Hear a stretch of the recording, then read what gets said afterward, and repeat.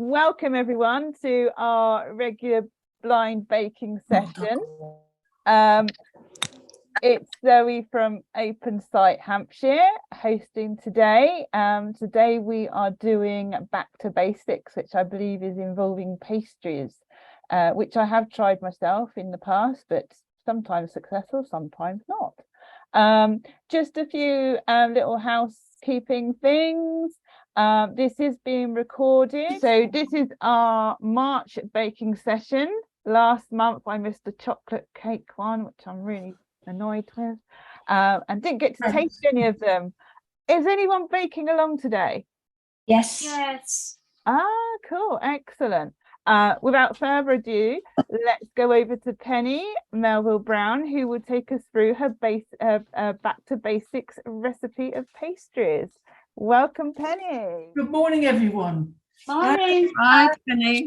Lovely, well, not lovely to hear you. I am going to be making this quick rough puff pastry today, and I'm going to get on with it as I chat.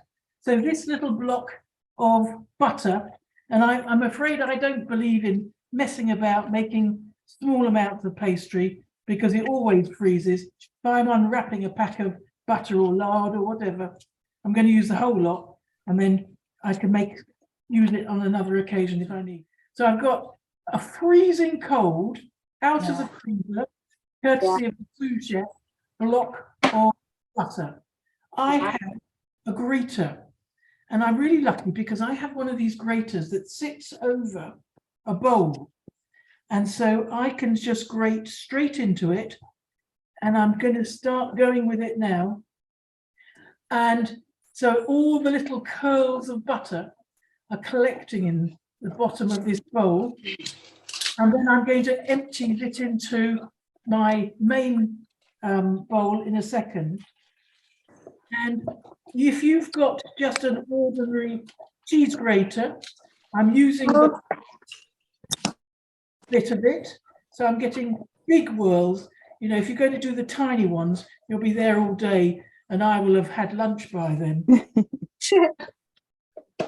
Okay, so I was wrapping it in paper while I started, trying to keep the heat of my hand off, but I'm still grating away. Now, this recipe is, I think it came from Delia originally, and she got it from Jean Tovey, who used to run a restaurant up in the Lake District. So it's a very classic old recipe, and all I'm doing is sharing other people's expertise with you. I've made this recipe many, many times. I think for people who are blind, pastry is a bit of a nightmare because making it, you get flour everywhere. So I'm trying to be clean, and on my work surface I actually have a rolling mat, which is a piece of silicone. So I will be able to lift that whole mat and put it in the sink to wash it up, but it doesn't actually mean that I won't have flour everywhere else. I have a jug of cold water here because actually if I'm by myself and not with you, I often just put the bowl under the tap to get the cold water out, but that's not what I would recommend. It's pretty high risk. Yeah, have too much. Yes. I've got a sort of little pot that I shake flour out of. Again, I'm trying to keep it clean. Now, I'm just going to get my bowl. This is my mixing bowl, which is in the fridge, and it's been in there overnight. So I've got a cold mixing bowl. I've not quite finished my butter, but I think my container is getting a bit full. So I'm emptying that into my bowl. And I'm trying not to touch it. I've got a knife here, and I'm going to just scrape it out with the knife. Trying to keep it all cold. I've got the worst out of that. Just going to finish the last of the butter. And my flour has been in the fridge for a couple of days now, just in a plastic bag. It keeps it dry, but it's really cold. Right. Top goes back on the grater. Find the last bit of butter. I've curled down on my work surface somewhere. I've got a sous chef somewhere. Alan, can you? Oh, I found it. No, I've got it. Thank you, my darling. So I'm down to a sort of less than an inch cube, and I'm just grating it off now. So today, what I'm making is I'm going to make some chicken and mushroom pies for lunch. So when I make a roast chicken, you know, when you take all the last little bits of meat off the roast bird, what I do is I put them with a bit of extra gravy in the freezer, and they are chicken pie mix. So they will just make the filling for this. And so I can whack it out, slap pastry around it, and there we go. Instant lunch. Well, that's the principle of it. Whether it always works is another matter. So I'm now scraping off my very cold butter into my cold bowl. I'm trying to get as much into there and not leave any waste.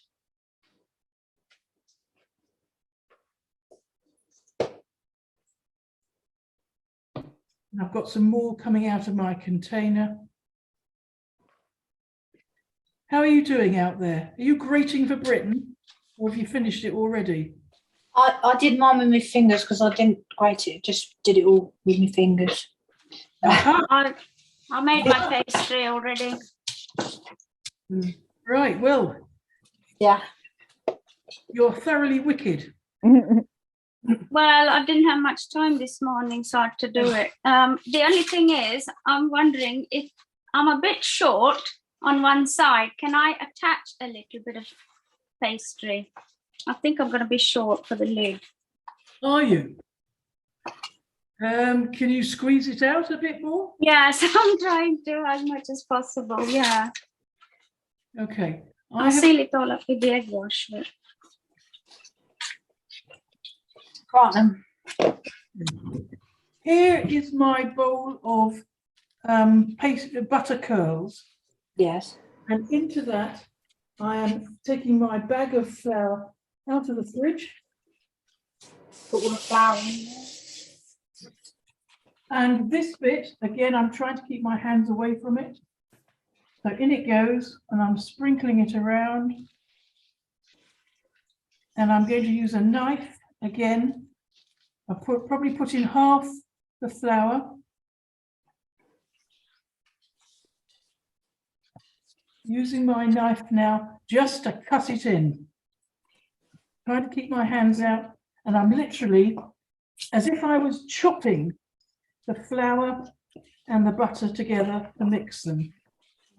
And this is a much richer pastry than your ordinary short crust. Short crust, you're using what? What do we used to do? 8 ounces of butter to 12 ounces of flour. This is much more equal proportions. Right, there's that. I'm going to put the rest of the flour in. And in that flour, I've also got a little bit of salt.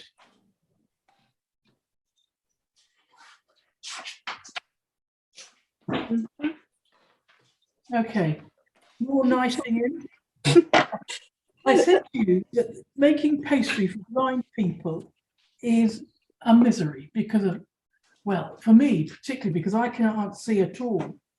So I end up with sort of... Alert, Romy wrong with the Galaxy tab. Best 2 has joined the meeting. I end up with these sort of dusting of flour on every surface and me. So what I've been experimenting it with is hot water pastry. Do you remember we made a very long time ago those pork pies with pastry, which are very successful. The pastry freezes really well, raw. You could use it again.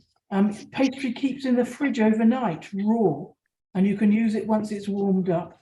And I found that was really successful. I use it for little mince pies for Christmas. I've used it for pork pies, raised game pies, and it makes no mess because you do not need any flour to roll it out. You do all of the moulding by hand, just like Play-Doh. So that's the recipe I'm using for, I'm doing a podcast for RNIB for the coronation, when people want to make food that they can share. And I thought this one was a bit difficult for doing a very quick podcast. I'm going to do the rough puff pastry. And what I've learned is I can bake it blind. So you know when you make a tart, you can use the hot water pastry. Right. Right, I've knived all that together. I'm now going to add some cold water. And I have it in a jug because, as I said, I was being careful. And I could say I'm measuring it, but it would be a lie. I'm going to go slop and see how that works. Using my knife again, just to bring it together. So the leek tart was wonderful. So I blind baked the hot water pastry. I lined it with foil.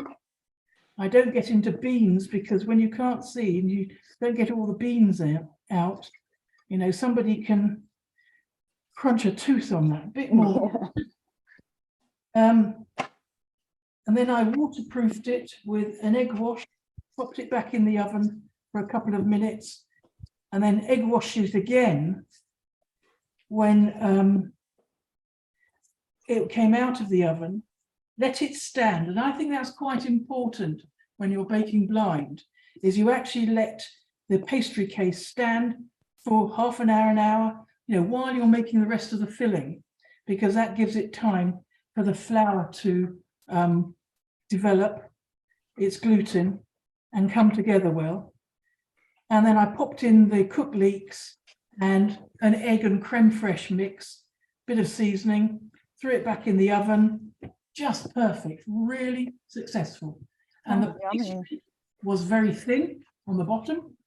It was not soggy, and it really worked well. So I would commend that to you. Now, how is your pastry going out there, girls? Or have you all made it? I'm kneading it together now. It's fine. Yeah, I've just got my hands into the bowl now. Put a Yes. bit of water in, just turning it over. Just keep kneading it together. Yeah, I'm trying to use fingertips, not hand, if you follow me. Oh, I could have done with a bigger bowl here. I've got a lot of pastry. I think what I will do when we get ready to using it, I will just use half of this amount. I'm just really turning it over in the bowl. So you can see this bit of baking the pastry is not too long. And I think that is, bar a couple of crumbs, pretty much there. Everybody happy? yes, thank you. Yeah. I'm going to take out half of the pastry, pop it on my board. Oh, I've got some more flour. Now, do you know this one? If you're getting to that end of your pastry mixing and you've still got some flour in it, what you do is just put your hand into the water, okay? What is on your, it means you're much more in control of the amount of water you're adding. So you just dip your hand in, you know, drip off the worst bits and use that bit of water on your hand, and you will find that that avoids you putting a vast amount of water into your bowl. Right. That's handy to know, because you always end up with I do sticky dough if I put too much in there. Here we go. So I'm just putting a couple of handfuls in, fingertips, and that dough is now lovely. And it's not wet, it's just come together. Okay, I'm going to pop that spare dough into the fridge. I'm just trying to clean my hands up a bit. I might just go and wash them actually. And actually, what I'm going to do here is I'm going to make the bases of my little chicken and mushroom pie. And I'm going to do these really easy, making sure flour's coming out. That's right. Just dusting the dough and dusting the mat. And I'll tell you what, having used that hot water pastry, I'm really conscious of how much easier it is. But you're creating something quite different. So I'm turning it round 90 degrees each time I roll it, giving it a bit more of a sprinkle.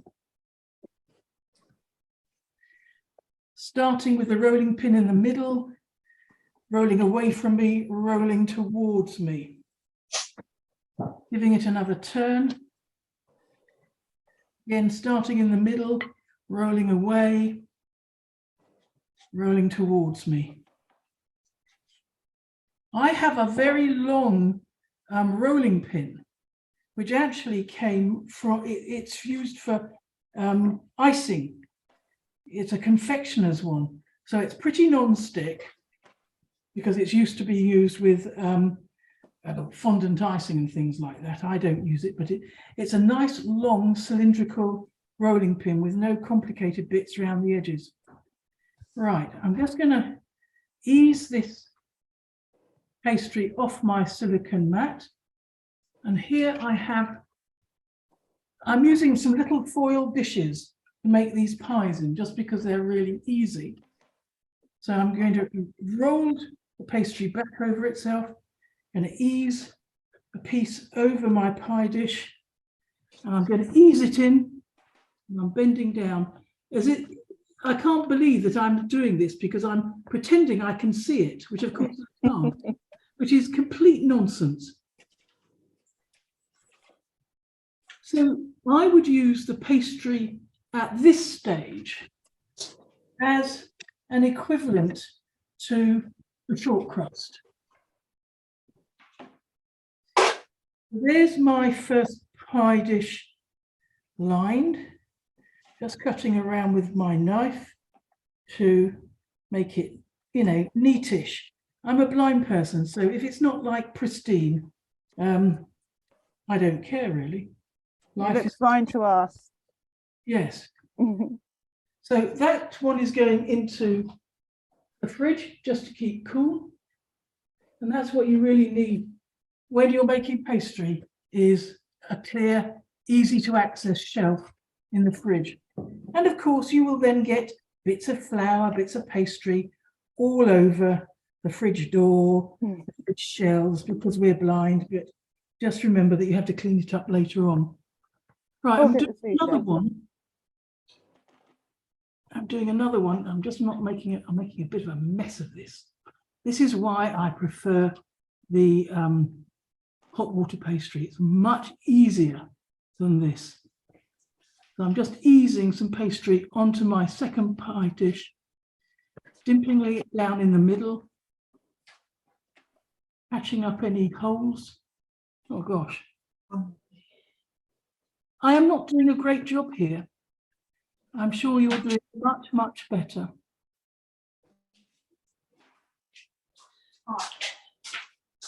And actually, for trimming it off around the edges, because these are pie dishes, because they're foil, I can actually just do it with a thumb.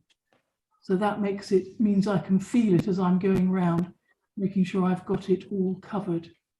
Can we start putting the filling in now in the pastry? Well, I would wait a second, because I'm going to make lids. And what I want to do is I want to make the lids, and I'm going to go for more of a sort of puff pastry on the lid. And that's really what we want to do. So I'm putting these into the fridge, so they will chill down again. Okay. So put it in the fridge again. Right. Coming back now. I've got this bit of pastry on here, and I am going to re-roll this into something that is more appropriate and looks like it actually means something. So I've just very gently pulled it together. I'm going to re-flour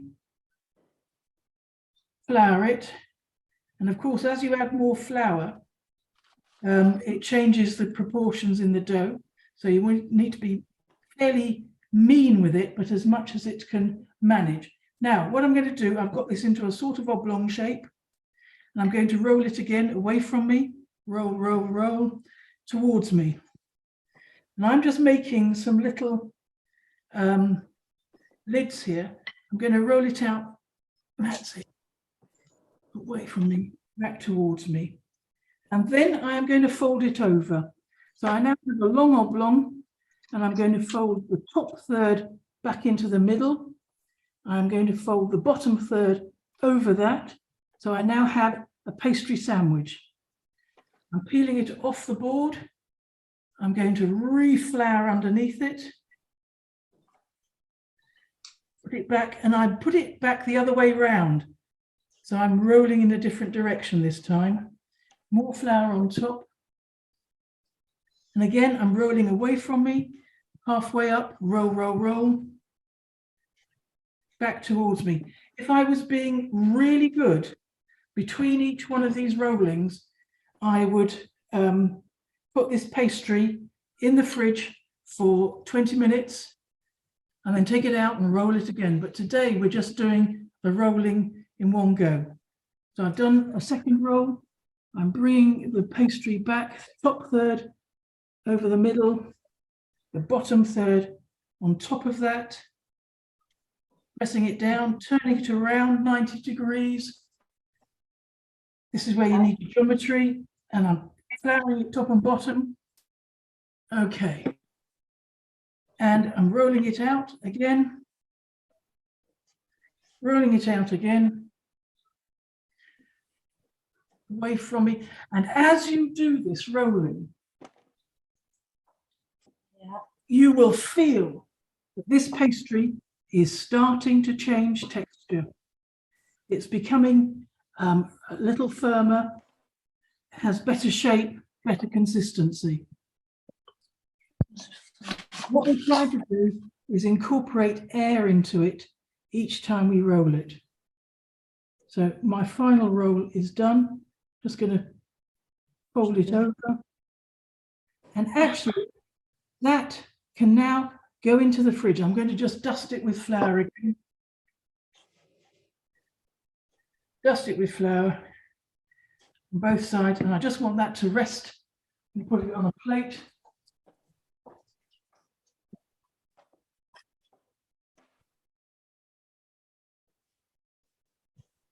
And this is where we're trying to add the layers that would make it puff pastry. So I'm putting that in the fridge while I make my finish my pies. Right. I'm going to try and do this without getting muddled onto my silicone mat, because I'm going to need that in a minute to do more rolling out for the final bit for the lids. So I'm just moving my jug of water away, knocking over things as I go. My flour thing is there. Right. So over here then, I have one of the famous Lakeland boxes, which you know I use all the time because they stuck and they work so well for me. And I promise you, I get no income from advertising them. They're just really good for blind people, like big ice cream boxes. So this pastry that's come out of the fridge, which is in the little container, you can feel it's actually chilled down while it's been in there. And I'm going to take some spoonfuls of this chicken and mushroom mix, putting them in the first one. And I'm being reasonably generous, but just be careful, you don't want it all pouring out the sides. Put the filling in there, yeah. Yep, there's your filling in the first one. Right. Second one coming up. Now you could use this pastry, I'm using it with savoury, but obviously you could use it for apple pies, fruit pies, whatever you like to do. Mm-hmm. You could use it on the bottom of I'm just remoulding this one that was a bit sad. I didn't do such a good job on. This is where the hot water pastry really comes into its own. But you could use it for making quiches. You could use it for baking blind. You can, what this sort of pastry is good for, things like sausage rolls, mince pies, all those sorts of ideas. Yummy. But if you're doing it properly, you really need to let it chill between each of those rollings that I was just dashing out earlier. Penny, what temperature does the oven need to be heated? Good question. Thank you for reminding me. I am now going to put the oven on. Oh, I put mine on earlier. So I am putting my oven on. Yes, 480 degrees. Just put a tray out of the oven because I'm going to bake them on a tray. One, because they've got a lot of butter content, so you might get a bit of butter melting out. Oh, I see. On the bottom of the oven, and also because it's got some gravy and liquid in there, I want the tray to capture that. Sorry, what did you say the temperature? I didn't hear that. 180 gas mark 4. 180 C, yeah? Yep. We could do Fahrenheit, but only if we get Alexis to tell us. No, I just wanted to know the centigrade, that's fine. That's no problem. So I've now got my little bit of folded and rolled pastry out of the fridge. If I was being good, I would leave it for longer. It should have those 20 minutes. I am hunting for there's my flour dredger. Okay, I am now going to, actually what I've done is I've got another foil container here, and I can run round that on, I've rolled out my pastry for the lids, and I'm just looking for a knife. And I'm going to use, because I'm cutting on the silicone mat, I'm going to use the back of the knife just to whiz round. I can do it neatly later on. I'm just trying to give myself a little template. There is the first lid. My darling, would you like to beat an egg for me? Yep. So there's my first lid on. Bringing it back over here where you can see, if you can see.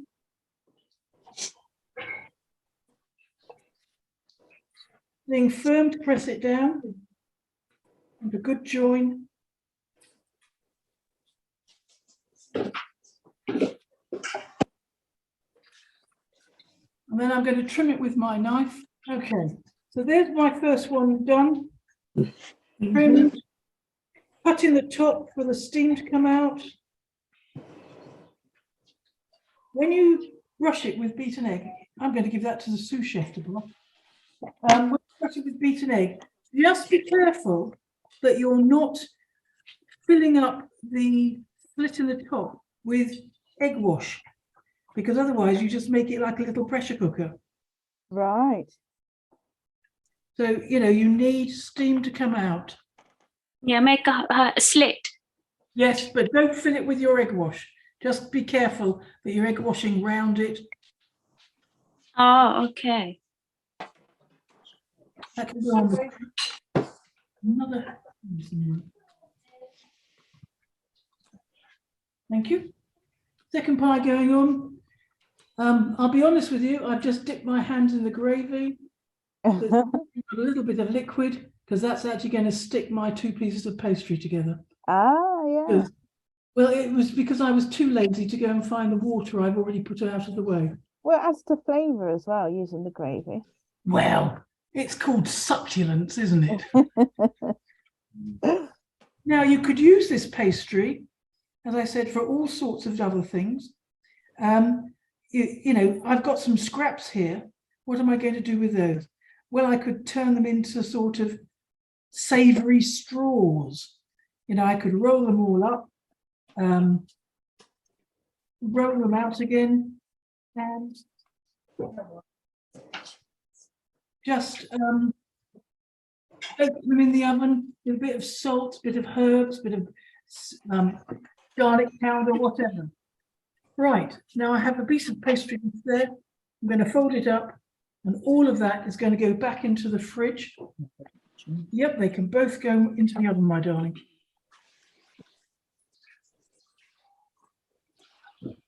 Right, now we've got the joys of clearing up. Yay. Very Super. bit, isn't it? Don't you hate it?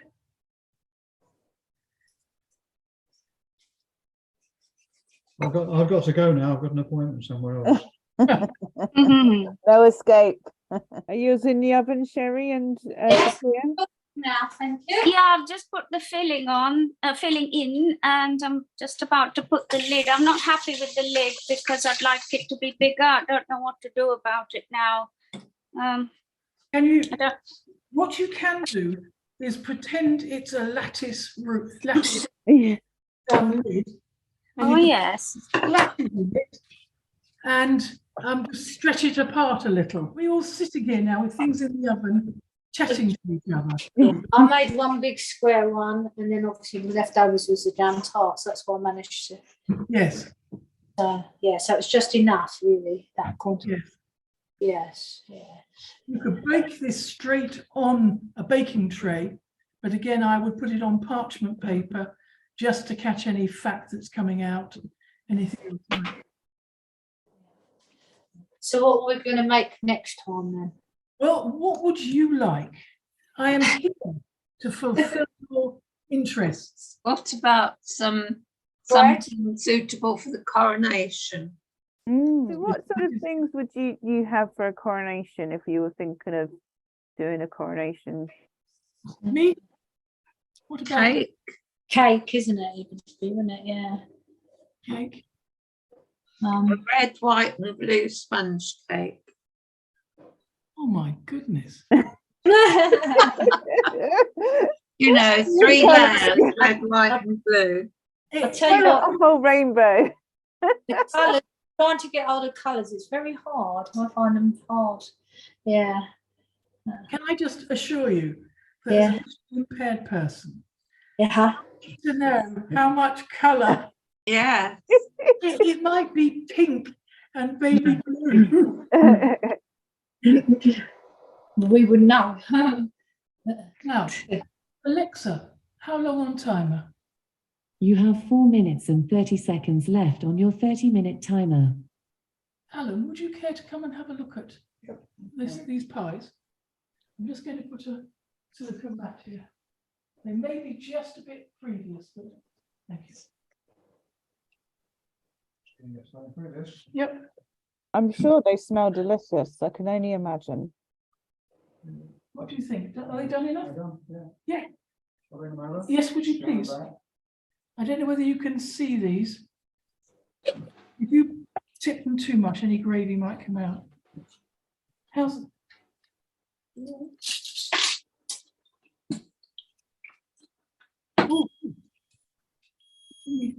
Can you? where are they? There we are. Oh, wow. You can. No, they do look Right. nice.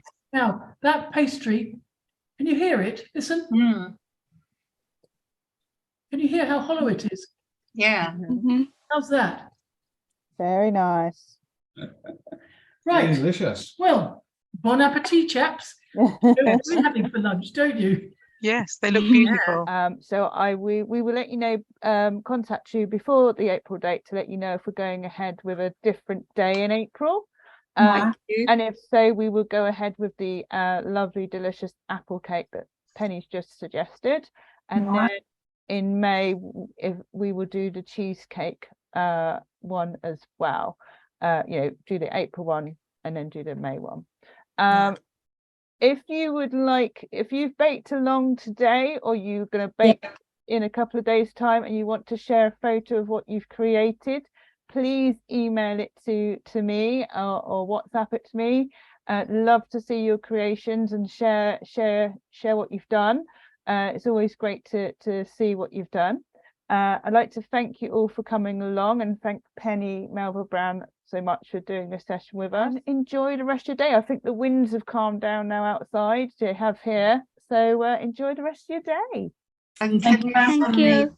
Penny's Bye-bye. email address. Thank you. Yeah, I'll send Bye, you. Penny. Thank you. Thank you. Thank you, Penny. Take Penny. care, everyone. Thanks, everyone.